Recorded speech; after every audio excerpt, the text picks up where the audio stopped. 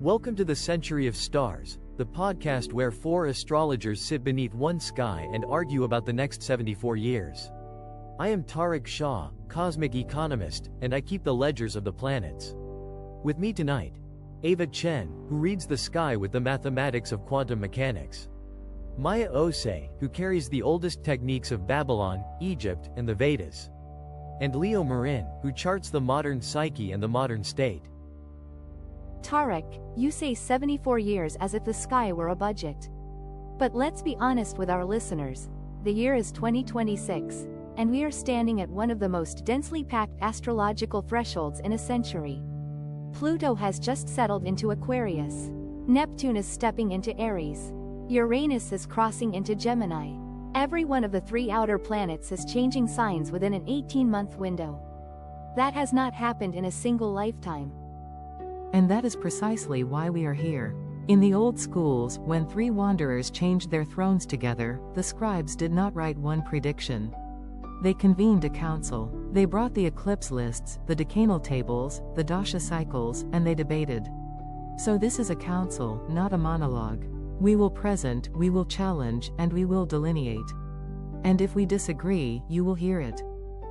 A council needs rules, so here is our protocol for the next 2 hours. First, every forecast must name its technique. Second, every technique may be challenged by the others. Third, nothing is predicted with false certainty, but everything is delineated with rigor. And fourth, we remember that astrology describes tendencies and timing windows, not destiny carved in stone. The stars incline, they do not bind. Let me lay the map on the table, because the next 74 years are not a blur. They are structured. The great conjunctions of Jupiter and Saturn fire in 2040, 2060, 2080, and 2100. Saturn and Neptune meet in 2026 and again in the early 2060s and the late 2090s. Pluto crosses 5 signs, Neptune crosses 6, Uranus crosses 11, and the eclipses roll through their Saros families. That is the skeleton of the century. Tonight we hang the flesh on it. And I will be the one who keeps asking the uncomfortable question, why does any of it work? Because if astrology is real, it must be real in a way that survives contact with physics. So tonight I am going to propose a framework I call Quantum Resonant Morphic Astrology, or QRMA, and I will defend it against every skeptic in this room, including myself.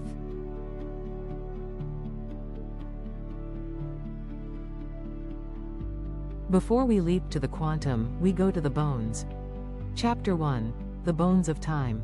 In the oldest surviving astrological text, the Enuma Anu Enlil, the Babylonians did not interpret a chart as we do. They watched the sky as a loom. Each planet, each eclipse, each heliacal rising was a thread. And the omen tablets read the pattern. The eclipse that touches the royal sector of the sky is a warning to the king. And the king, in turn, humbles himself in the substitute king ritual. Think about what that means for our century. The Babylonians would have looked at the 2027 total solar eclipse crossing southern Spain, North Africa, and Arabia, and they would have said, the sun is eaten in the lands of 3 civilizations. They would have opened the Omen series and asked which kingdom sits under the eclipse. We can do the same, with better mathematics and the same humility. But here is where the old and the modern part company. The Babylonians read for the king because the king was the state. The modern astrologer reads for the collective and for the individual. The 2027 eclipse is not a message to one throne. It is a message to the networks of power that have replaced thrones, to the media, the markets, the platforms. And that is the first debate of the evening.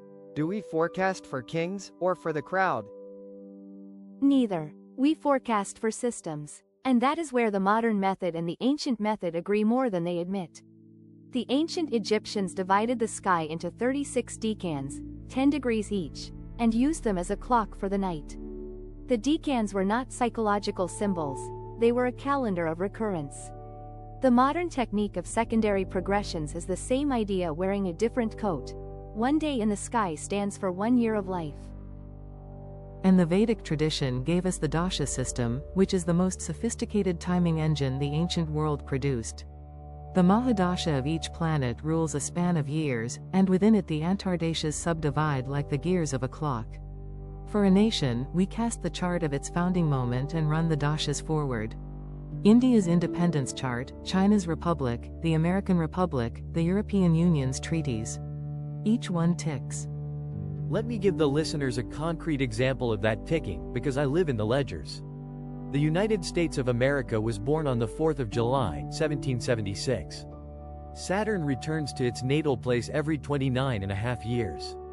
That gives the Republic Saturn returns in 2041, in 2071, and in 2100.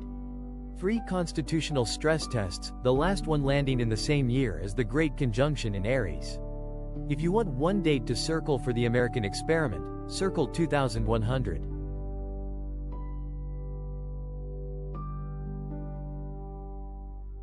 Now I will push back on Maya, because someone must. The ancient schools, for all their brilliance, were geocentric in the most literal sense. The earth was the center, and the king was the center of the earth. Modern astrology took 2 revolutions. First, psychology. The chart became a portrait of the soul, not a sentence from the throne. Second, the discovery of the outer planets. Uranus, Neptune, Pluto are not just slow points. They are the generational unconscious made visible. When Pluto entered Aquarius in 2024, every astrologer in the modern school knew the script: the death of old power structures and the birth of collective networks. But the rigorous modern delineation goes further. Pluto in Aquarius is the generational signature of the 2020s and 2030s, and it will meet Uranus in Gemini in the late 2020s. That is the astrology of artificial intelligence, of decentralized money, of the mutation of knowledge itself. The technique is called the generational layer, and it is the backbone of mundane prediction.